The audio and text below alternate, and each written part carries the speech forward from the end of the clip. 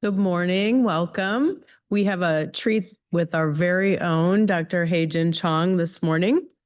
Dr. Hey Chong is the Division Director of Allergy and Immunology at UPMC Children's Hospital, and she is an Associate Professor of Pediatrics at the University of Pittsburgh School of Medicine. Dr. Chong earned her BS in biology with the summa cum laude honors from Virginia Commonwealth University, where she also completed her MD PhD in microbiology and immunology. She completed her pediatric residency at the University of Chicago and fellowship training in allergy and immunology at Brigham and Women's Children's Hospital. Dr. Chong leads clinical and research initiatives focused on inborn errors of immunity and immune dysregulation. She has served as a principal investigator on multiple national and industry-sponsored clinical trials and is a key member of the Primary Immune Deficiency Treatment Consortium. Shortly after her arrival here in Pittsburgh in 2011, she started the Primary Immunodeficiency Clinic, which is now named the Inborn Errors of Immunity Clinic, and she is the director of the Pittsburgh Immunogenetics Discovery Center, which she is excited to share all about with you today. Please join me in a warm welcome for our very own Dr. Hey Chong.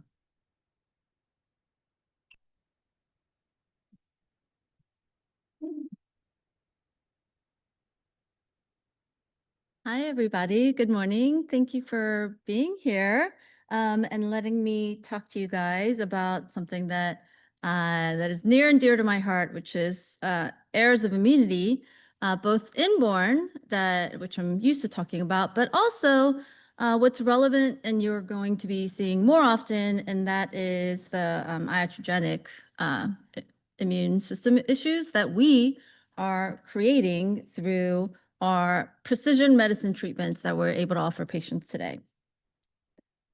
So these are my disclosures, and I'm going to go just a little bit of an overview. We're going to talk about IIs first and just go over the nomenclature because it's just a lot of letters. I'm going to talk about the Pittsburgh Immunogenetics Discovery Center, shamelessly plugging that over and over. And then I'll talk to you a little bit about iatrogenic errors of immunity. But that is a huge topic, right? So there's lots of precision medicine therapies that cause iatrogenic immune system issues. So I'm really only going to focus on B-cell depleting therapies. And then I asked to give like 4 more grand rounds about the rest of the iatrogenic immune deficiency problems. So you'll see me again. I'm joking. I'm not coming back. All right. So what is the terminology here? What is an IEI? An IEI is an inborn error of immunity.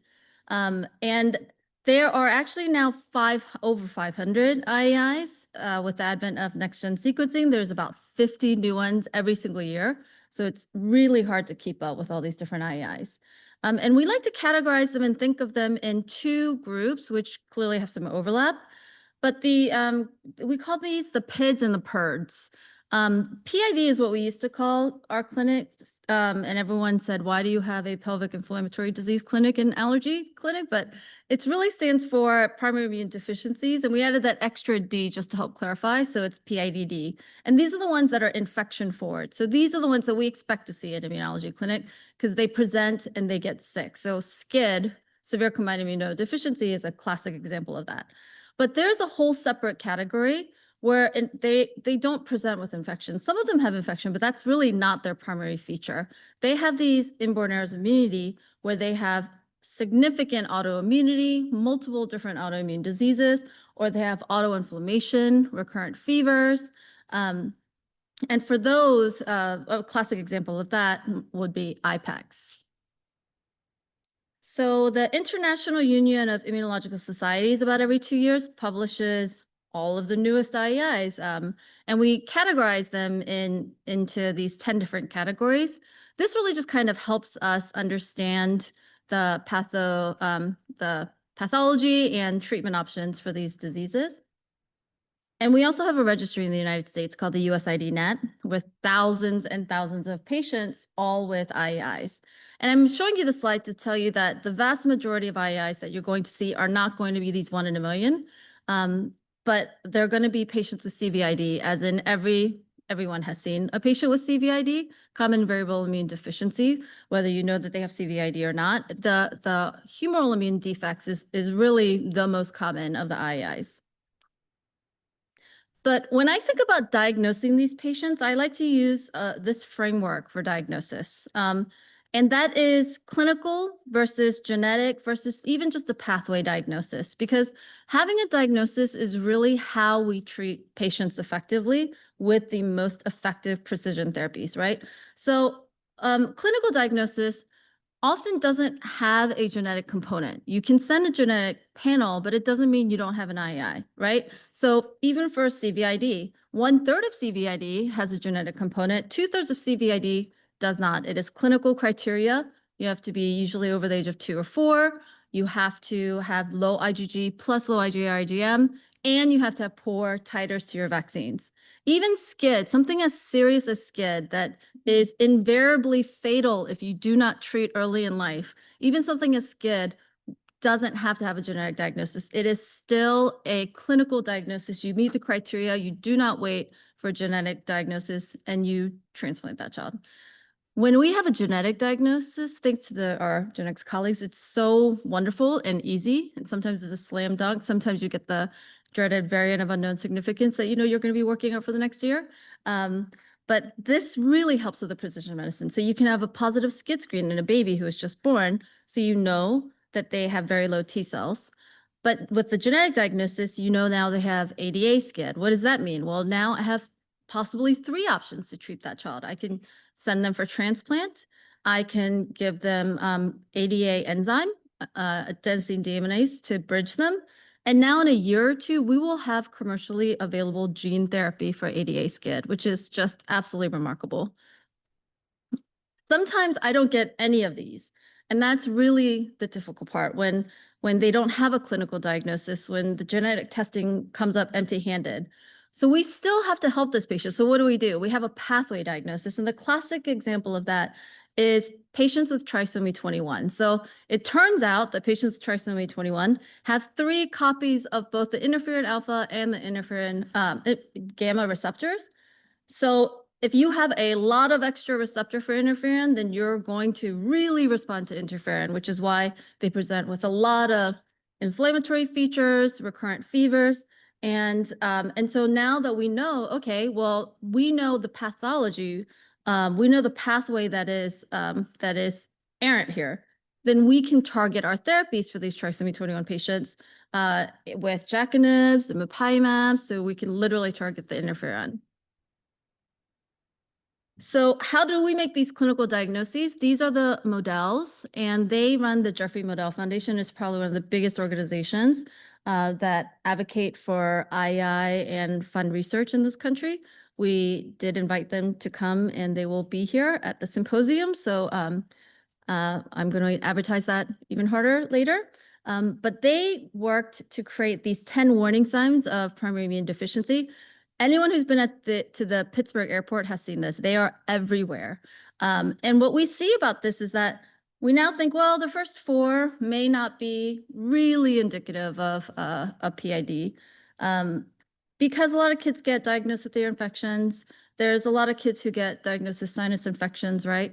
Sometimes they get put on antibiotics for a long time. And I will tell you one special thing I'll say about pneumonias is I can't tell you how many times people come to our clinic with recurrent pneumonias, worried about an IEI, and turns out that they wheeze with every single one of those pneumonias, and they get steroids with every single one of those pneumonias. And I love that because then I cure their IEI with some inhaled corticosteroids. So that's super fun when that happens, actually. So the other ones are a little more indicative that you might have someone with an inborn error of immunity. So a failure of an infant to gain weight, recurrent deep skin or organ abscesses, right? So we had a case here of a patient who came in with prolonged fevers, and they had their appendix out. They continued to have prolonged fevers. The fevers never went away. And in their appendix, they found a granuloma. And so they consulted us, and we asked for an ultrasound. They had a liver abscess the entire time as well. Was diagnosed with CGD. So persistent thrush, that's only over the age of 1. I am really unimpressed if you have a lot of thrush under the age of 1. or I'm only impressed with your thrush if ID tells me to be impressed with it. So the other thing is if you have IV antibiotics and you need those to clear infection, then that is really a sign that you should take seriously. Family history or sepsis, especially with unusual organisms. But really, what can you do to diagnose an II? It's really just a good history and a good physical exam. I'm going to talk a little more. I have another slide on cytopenias because they are really, really linked with II. But bronchiectasis, any of these should raise your suspicion, or a really strong family history of lots of autoimmunity on both sides of the family, early onset cancers we see in patients who ultimately get diagnosed with ataxic telangiectasia will have cancers typically on both sides of the family because of increased risk just from being a carrier. A lot of autoimmunity, which I mentioned, unusual infections, SIDS, and consanguinity are features that might clue you in. And then a good physical exam can help. So I will tell you that here, if you are born with truncus arteriosus or a heart issue, our cardiologists are amazingly good at sending tests, and we get these DiGeorge patients diagnosed very early and right away. But if you don't have that heart issue, these DiGeorge patients will often get diagnosed much later. I've diagnosed 8-year-olds and then their fathers in clinic with DiGeorge who were seeing me literally just for asthma. There are other physical exam signs. So the conal shaped teeth is characteristic of Nemo. The third picture is a picture of one of my patients. She had recurrent pneumonias, really significant abscesses. And when I looked in her mouth, she had not lost her baby teeth, even though she grew in her permanent teeth and was a teenager. And that retention of primary teeth is a feature of STAT3 dominant negative hyper IgE syndrome. And it's one of the only immune deficiencies that really does that. This is a really severe onychomycosis in a STAT1 gain of function patient. And this is always on the allergy immunology boards, the silvery hair, which is Chediac Higashi. So I like to talk about cytopenias because cytopenias are often the first symptom of someone having an underlying IEI. But if you have more than one cytopenia, there was a study that showed 65% of people who had 2 cytopenias had a genetic cause. That's more than half of the people who in their lifetime, if they have both, you look and they have a neutropenia and then they also have a thrombocytopenia, that's weird. That's unusual.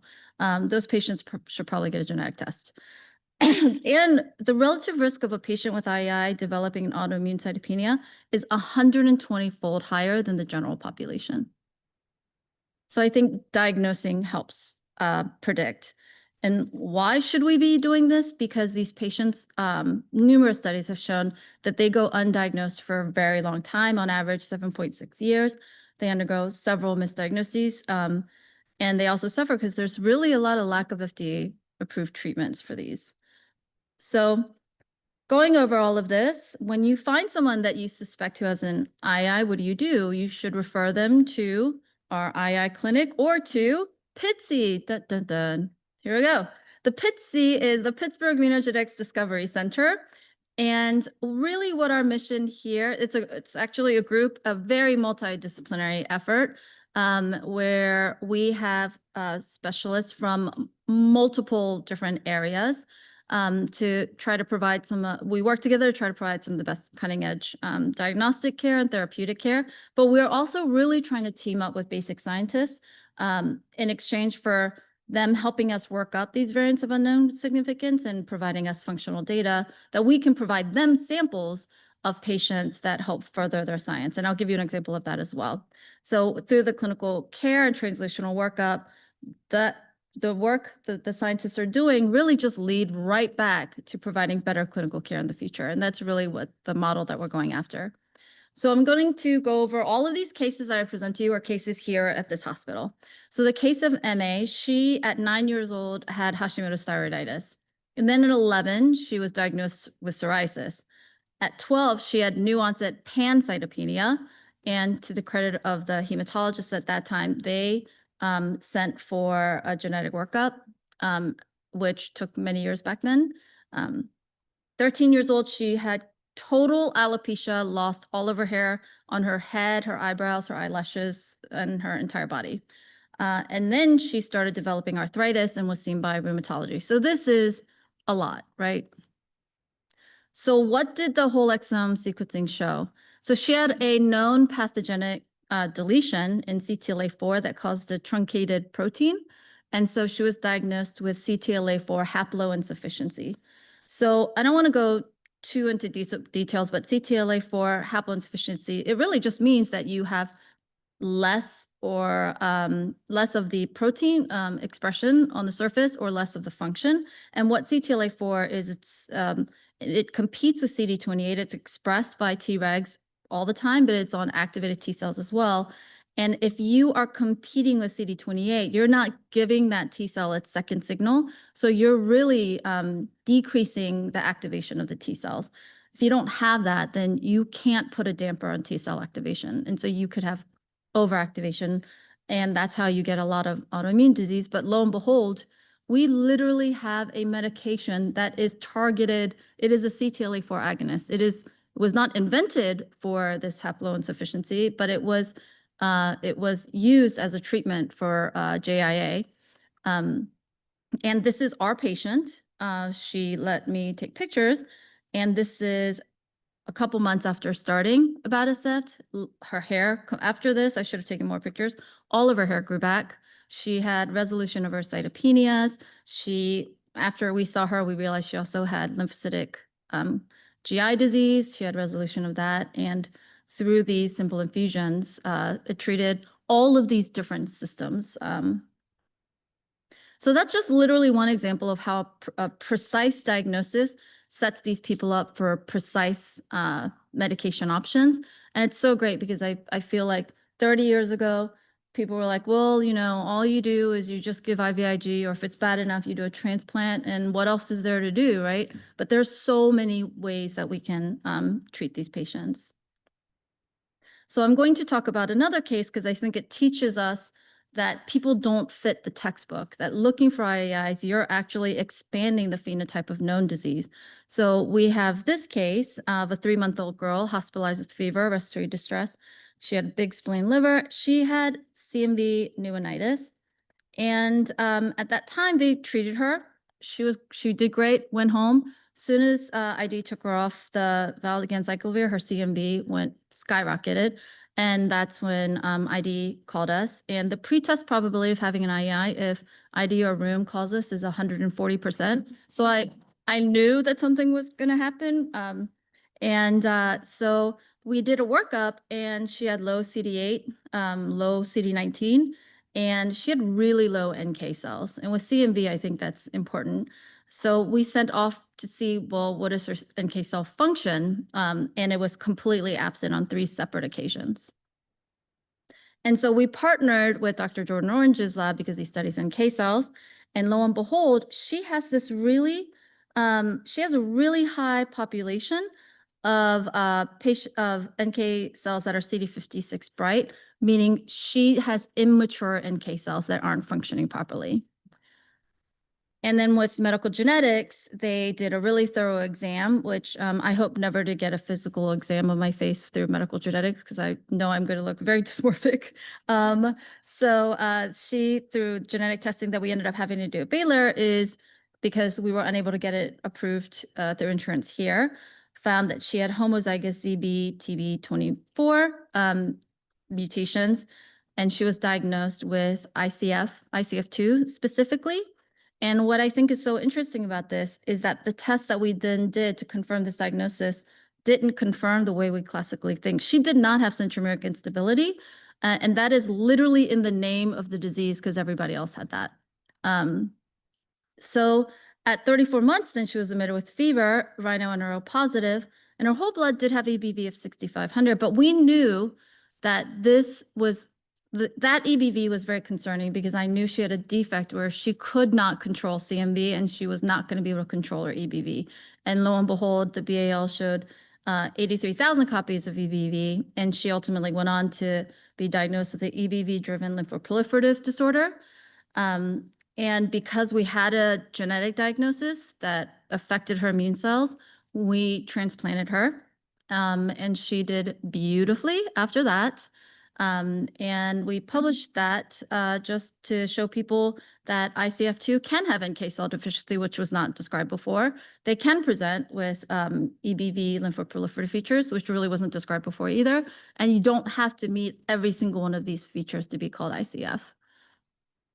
So another case I like to talk about is JR. He presented again with a lot of autoimmunity, had HSV keratitis. He was then intubated in the PICU with influenza A, having diabetes at the age of 2. 2 is a little young for diabetes.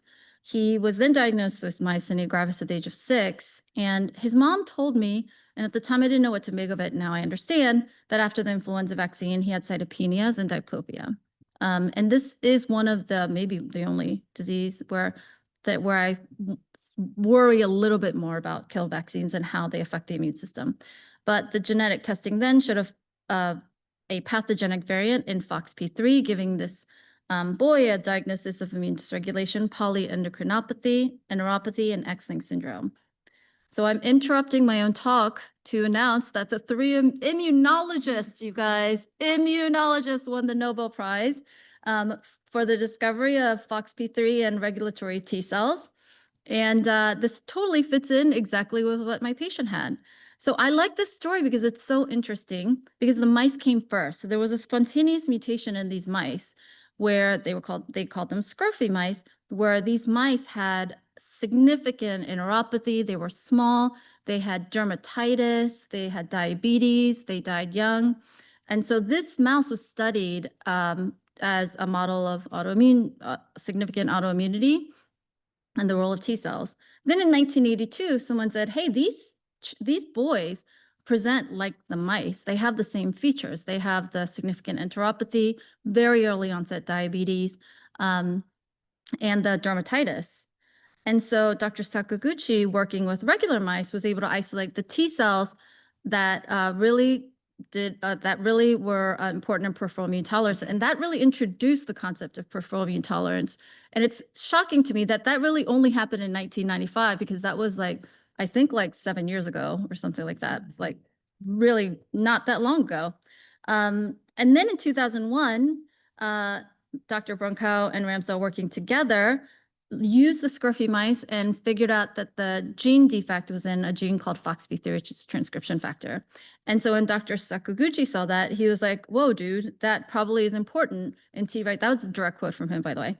It's probably important in these cells that I discovered, the Tregs. And lo and behold, when you took regular T cells, CD4 T cells, and you overexpress FOXP3, they turn into Tregs. And for that, they won a Nobel Prize. Isn't that amazing? So our boy has IPEX, but he clearly is not typical for IPEX, right? So this is a really unusual way to present. In fact, when I looked at the literature, there's nobody else with IPEX described who has myasthenia gravis. So that was already unusual right there. So we partnered with Stanford, Dr. Bachata, to see, just to send a sample and see what's going on. And I will say she told me that he had anti-interferon type 1 antibodies, and that's why he was in the ICU with influenza, because he had so much autoimmunity that his own interferon wasn't even effective for him. In addition, she was working on the mechanisms of IPEX, and she found that in cells that had markers typical for T effector cells, that there were FOXP3 expressing cells, about 20%. That shouldn't happen, right? T effector cells don't have FOXP3. That's what Tregs have. And so we were able to help contribute to learning a little bit more about why the pathogenesis of IPEX, and that we thought, oh, maybe it used to be, oh, the lack of Tregs is what's causing the autoimmunity, but it's really these dysregulated Tregs are taking on a T effector autoreactive phenotype. And that was novel. And super interesting. So back to our patient. Well, what does that mean for our patient? So this mom, if you Google her, you will see her picture. She's all over the news because she's been advocating, looking for a match for a bone marrow transplant. And her son has not had a match, but through her efforts, through her direct efforts, 4 other children without matches actually have been matched. But not her son. And so they ended up participating in a phase 1 clinical trial for gene therapy where they took his own T cells, overexpressed FOXP3, just like the Nobel Prize winners' experiments, put them back into his body and basically created Tregs for him. And that was over a year ago, and he has done incredibly well since that time. He is living his best life. The last example about Pitsy and how we can help you is that Dr. Juglakar is literally giving a talk at 9 a.m. I found out yesterday, so I asked him to give me some of his slides. He studies autoimmune, autoreactive T cells, and he wanted samples of one of our IPEX patients. And so we did. We had an IPEX patient that presented a lot more typically than the other one I just showed you, where literally 2 hours after birth, he had undetectable insulin and blood sugar in the 400s. He was diagnosed type 1 diabetes the day he was born. In addition, he started having significant diarrhea, failure to thrive, and genetic testing at the time, which was actually called a variant of unknown significance. And this is another thing that I want people to know because now anyone can send a gene panel, right? Variants of unknown significance, that doesn't mean they don't have disease. It just means that it hasn't really been described before, right? But this boy who had diabetes, day of life 1, and enteropathy and significant dermatitis, this is clinically relevant, obviously, that this should be acted on. So he is going to present a ton of slides that he shared with me. Do I know what they mean? No. Do I think the colors are pretty? Yes. But he did find that some of these in this patient specifically, that they have an unusual TLP1 gene expression that the parents did not have at all. And he looked at age-matched healthy controls for these two TLP1 signature. The age-matched healthy controls, again, did not have the same signature. And so we're going to send him more samples of other IPEX patients we have to further his research. So shameless plug that we're having our mini symposium Thursday, November 13th here, starting at noon. And so if you can make it, please come. I will be sending an email with our RSVP link pretty soon. Okay, so I have gotten through the inborn errors, and I'm going to spend the rest of my time talking about the ones that are probably a lot more common that a lot of you are going to be seeing, and that is iatrogenic hypogam. So B-cell targeted therapies are really revolutionizing the treatment of cancers and autoimmune disease.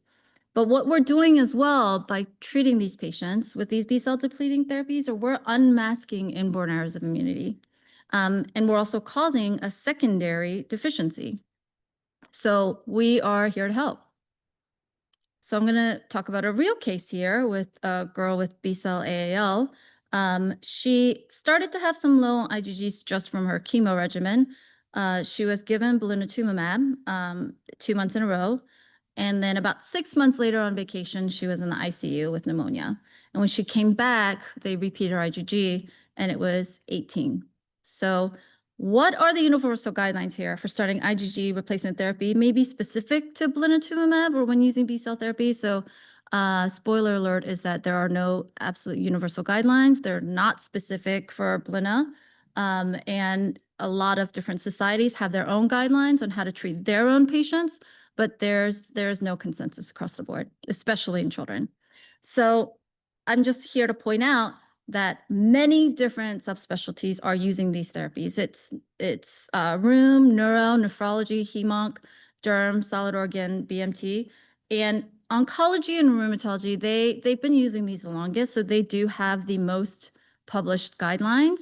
But other multi-specialties, other different specialties are using them without clear guidelines on how to monitor. So this really all started with rituximab, and that really changed the way we treat cancers. And so rheumatology got on board too, and they were like, "Whoa, we want to use this stuff. It's awesome." But what we started seeing even back then is that some of these patients do become hypogam. But people were like, "Oh, well, how does a CD20 is not expressed on plasma cells? That shouldn't really happen, but it does." And weirdly enough, they also have this late onset neutropenia that they can get, and they're at risk for cancer. So recently in a JACI article, they took 207 children treated with rituximab, but I looked and they're all for rheumatological conditions.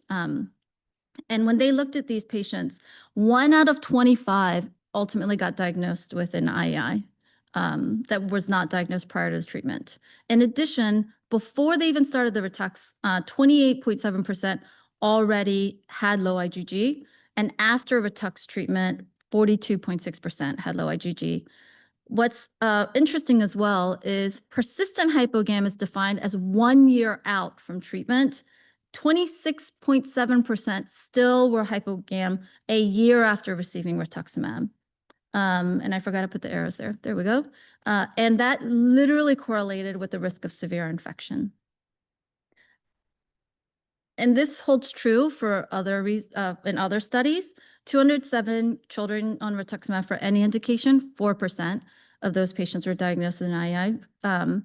And in another study where they looked at 53 children who were given Ritux for autoimmune cytopenias specifically, 32% had persistent hypogam, and double of those kids had an underlying II than what I just showed you for rheumatological conditions. So cytopenias is really something we should be looking at closely. And now we have so many more. We know a lot about Ritux. I have data for you on Ritux, but we don't have good data on the other B-cell depleting therapies. We have CD19 directed therapies now, and the one I just talked to you about, blinatumomab, is a bispecific T-cell engager. So it's not even the same as rituximab. It's not just a simple monoclonal antibody.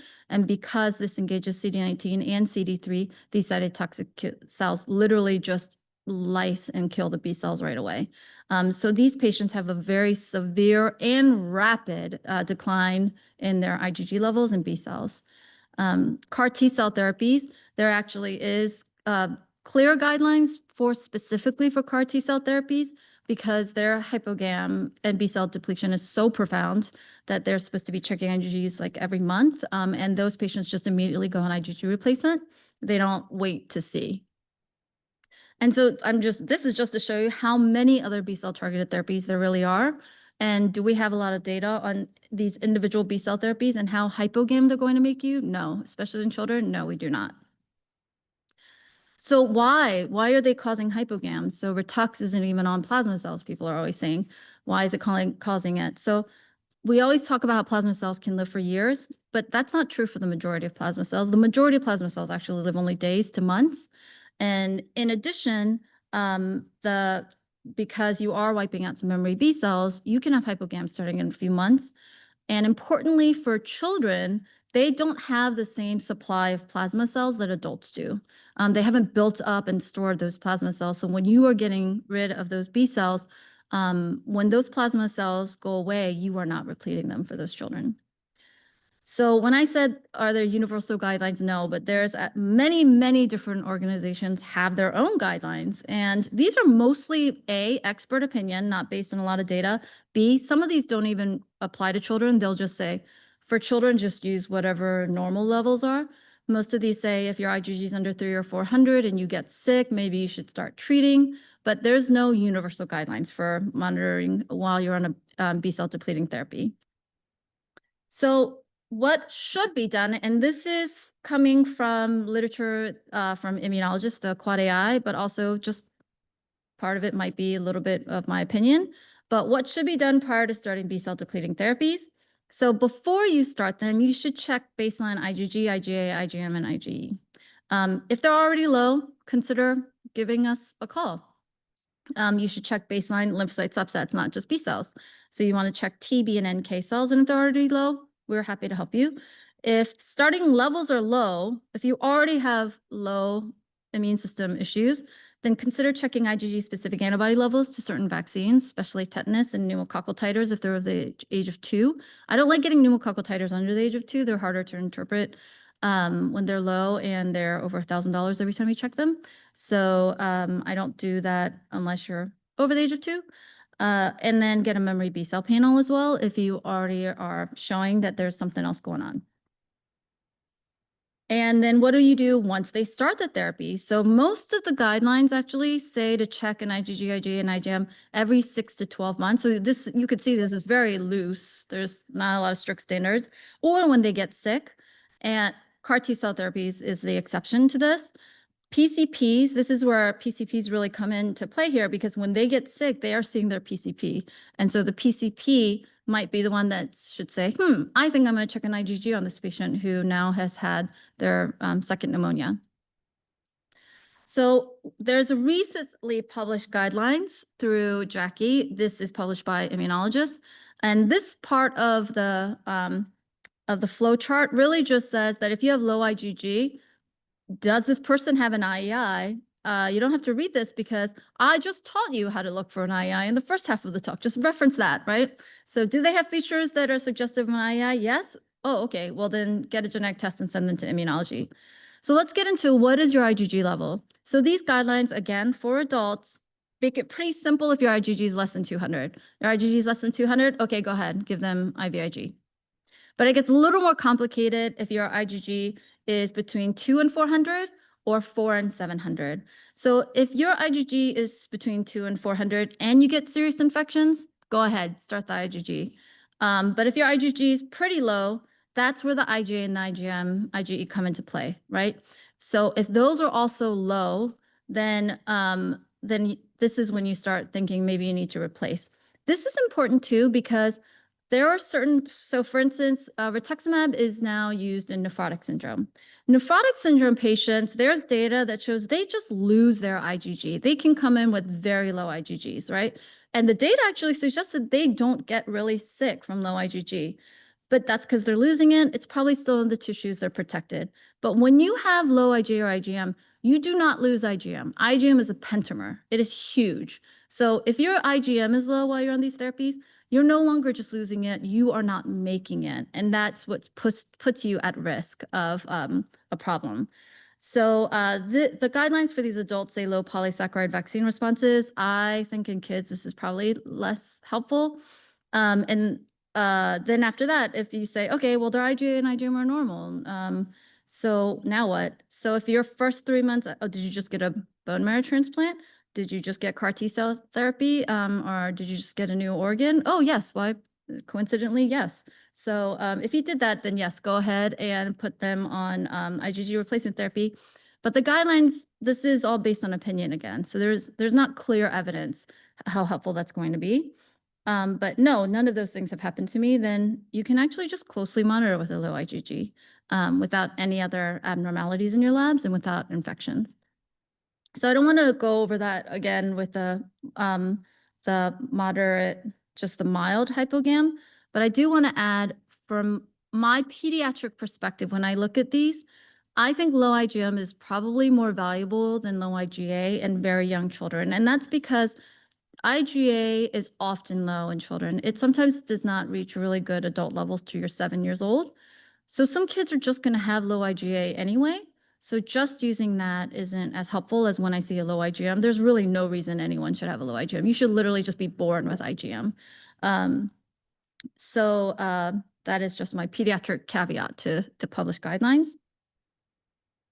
And the other reason I think it is important to maybe send your patient to us is because we have the ability, not only do we give IVIG, one of the things we do with IVIG is that we will give you 3 to 4 doses, and then we will check your IgG. And if it is not where we want it, we will keep increasing your dose until you stop having infections, as opposed to a lot of these guidelines, the published guidelines, they just say 500 mg per kg every single time you give it. Some patients, that is just not enough for them to be infection-free.